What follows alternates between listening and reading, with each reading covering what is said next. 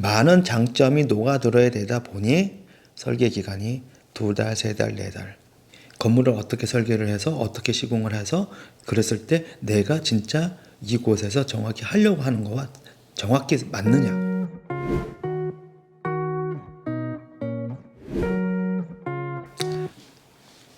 안녕하십니까. 건축사 안선생 안홍준입니다. 최근에 많은 분들의 이제 땅을 보고 많은 분들에 대한 어떤 설계에 대한 이야기들 보고 그리고 그 많은 답사들을 이렇게 다녀요. 그러면서 이제 저희한테 이제 그 설계를 의뢰하시는 분들이 그런 이야기를 하세요. 지금 설계를 시작해서 언제 공사를 하고 그래서 언제 입주를 하는지. 그래서 공사 기간은 보편적으로는 공사 기간들이 있어요. 지하는 한 개층 내려갈 때마다 거의 한 달이라는 시간이 걸리고 그다음에 지상은 올라올 때마다 보름이라든지 그런 시간이 걸리고 거기에 이제 골조 공사가 완료가 되어진 시간 그러니까 1층, 2층, 3층, 4층이라면 얘를 좀 빨리 보면 일주일에 한 층씩 올라갈 수 있어요.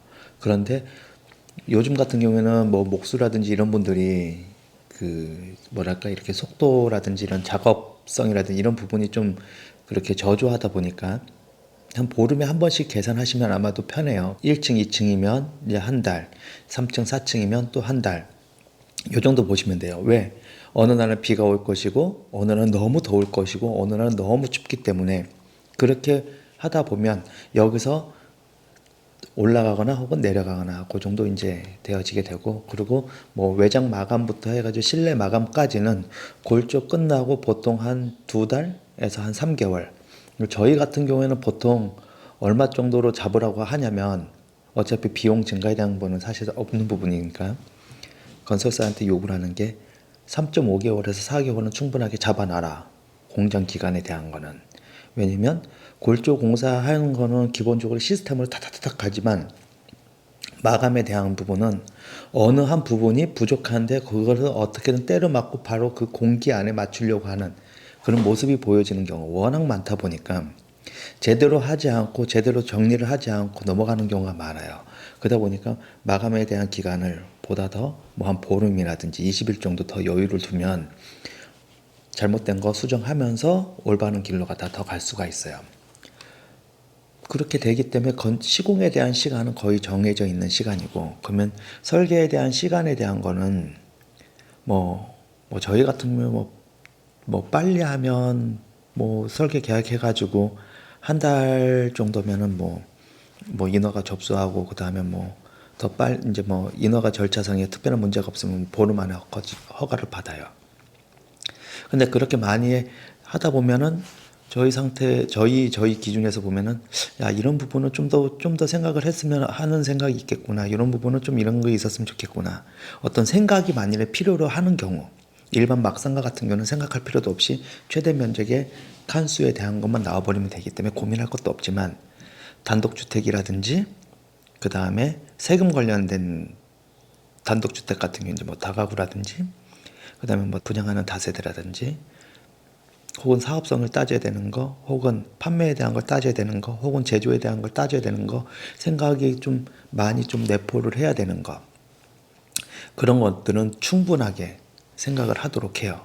예를 들어서 무슨 제조시설 같은 경우에는 설계만 한 7개월, 8개월 가요. 왜? 장비에 대한 데이터부터 해가지고 모든 거에 대해서 한번 서큘레이션 한번 다 돌려봐야 되거든요. 왜? 자칫 잘못하면 거의 수십억에서 수백억의 돈이 설계 성능 이상의 결과를 못 낼 수 있기 때문에 설계 기간은 충분하게 가져요. 대형 건물 같은 경우에는 설계 기간이 2년, 3년이에요. 그 정도로 설계 기간이 길어요. 물론 시공 기간도 그만큼 길죠. 2달 동안 충분하게 이야기를 하고 그 다음에 인허가 도서 작성하고 외주업체 관련해서 작성하고 하다 보면 한 3개월에서 한 4개월을 충분하게 대화의 시간을 가지면서 진행을 해요. 그러면 왜 대화의 시간이 필요하느냐에 대한 부분에 대한 생각만 남죠.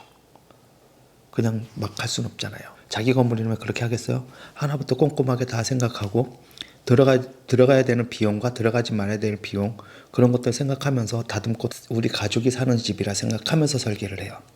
어떤 집은 우리 가족과 부모님이 같이 생활하는 거에 대해 생각을 하고 어떤 건물은 우리 가족이 그걸 사업을 한다 생각하면서 설계를 하고 어떤 건물은 내 친구의 회사의 사업이 잘 되기 위해서 어떻게 하면 되겠는가라는 그런 생각을 하면서 건물을 설계를 해요. 저한테 설계를 의뢰하신 분도 되게 소중하게 저는 봐요. 물론 태어나서 처음 봤지만 저는 오시는 분 대화하면서 제 경험이 50%라고 한다면 건물주가 가지고 있는 어떻게 줘야겠다라는 생각 그 50%와 합쳐서 많은 장점이 녹아들어야 되다 보니 설계 기간이 2달, 3달, 4달 청주 같은 경우는 거의 한 7개월 걸렸어요. 대화만 7개월 걸렸고 위례 같은 경우에는 건물을 처음 지시기 때문에 하나부터 열까지 다 설명해야 되다 보니까 한 4.5개월 정도 걸렸고 좀 빠르신 분은 한 2달 만에 이제 바로 가는 경우 대화를 하면서 하나 하면서 이 건물의 장점이 더 많게 하고 대화를 하면서 또 다시 디벨롭을 계속 좋은 안으로 계속 세부 항목들을 하나 다듬다 보니 나중에는 정말 이렇게 짓고 싶다라는 생각이 들었을 때 인허가가 들어갑니다.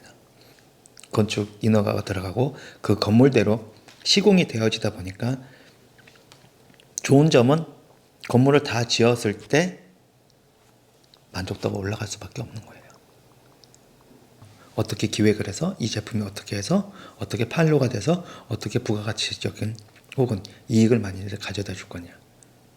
사업은 그거지만 건물을 어떻게 설계를 해서 어떻게 시공을 해서 그랬을 때 내가 진짜 이곳에서 정확히 하려고 하는 거와 정확히 맞느냐. 그랬을 때 건물을 짓는 겁니다. 시간에 대한 건 충분하게 가지고 가시면서 건물을 짓고자 하시는 걸 지으시면 될 것 같습니다. 건축 관련 궁금한 거 있으시면 언제든 전화 주세요. 감사합니다.